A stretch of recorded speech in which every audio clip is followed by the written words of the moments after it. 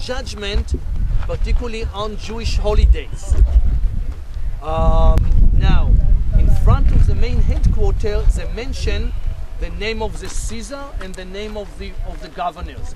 And during the excavation here, they found this inscription. Here is written Tiberius, and here Pontius Pilate, Pilatus. You can see easily the Pilatus, P-I-L-A-T-U-S,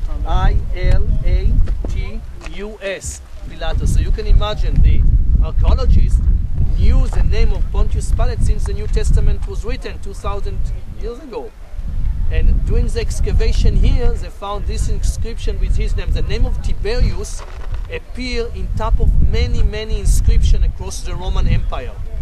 The name of Pontius Pilate appeared only on one inscription, the one we are seeing right now. And you can imagine when they are excavating, and suddenly it's becoming very concrete. Yeah, this person is not just accidentally mentioned. Of course, we know his name from different historian records. But when you suddenly see the inscription, by the way, this is a replica. The original one is in the Israeli Museum. There is one piece. You see here, I see a little break. Okay. The original one is one piece, no break, nothing. Look exactly the same. Look exactly the same. So there's no doubt this is one of the most important findings when you have suddenly records coming together with what people knew from, from already from different records and stories.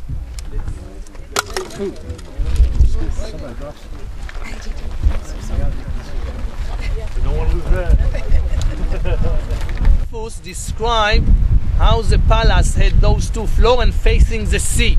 Before the excavation, it did not really make sense, but after excavation, we can see it very well. Yeah, the two floors in the middle used to be, it's built like a patio shape. Yeah, like in the middle, it was a pool, but the shape is like a patio.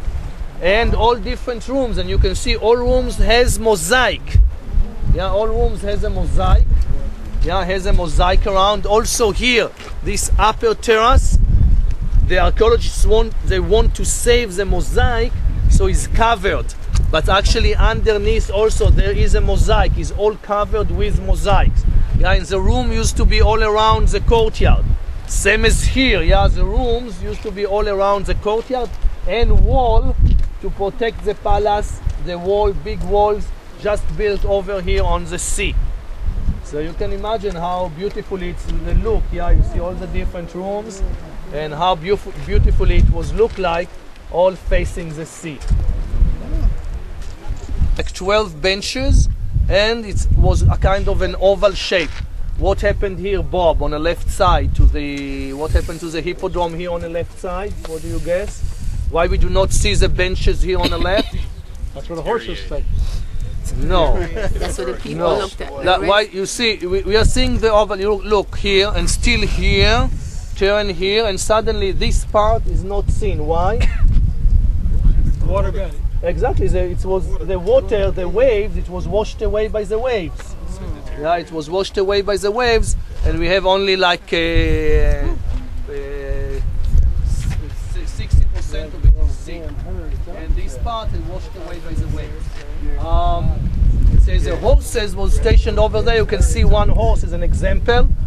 And the horses, yeah, they made 7 laps. As you remember in Ben Hur, yeah, you probably saw Ben Hur. Yeah, and you remember, yeah, Ben Hur, you saw Ben Hur, and you remember, you know, it was always kind of a 7 laps. Okay, hippodrome, the word hippos, it means horse. In Caesarea, Herod the Great, he actually built 2 hippodromes. That's known as the western one. The eastern one has not been excavated yet. There is a banana plantation in top of it, but we can see the shape of the eastern hippodrome. Has not been excavated yet. Where is it? Where is it? It's in Caesarea, in another Caesarea. Part of here. Speaking here in Caesarea, he built 2 hippodromes. Okay, one here, the western one, has been excavated. The eastern one has not been excavated. There is like a banana plantation in top of it.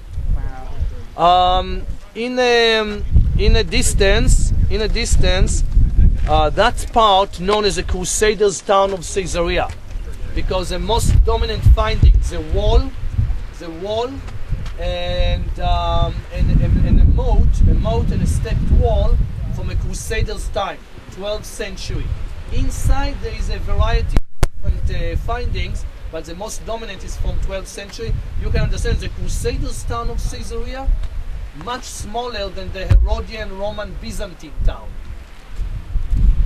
Because it's much, you see the wall already, and it's much smaller, even if it's later.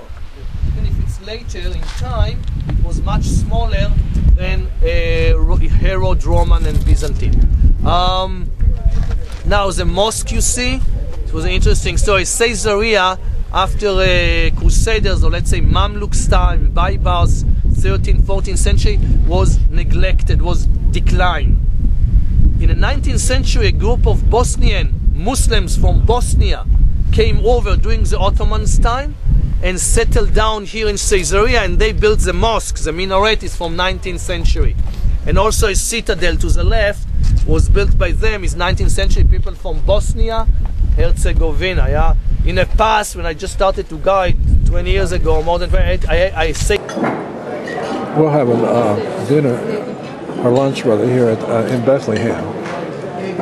It's a buffet style. It's $13 a piece, or $15 a piece, I guess. That includes the drinks and so forth and so on.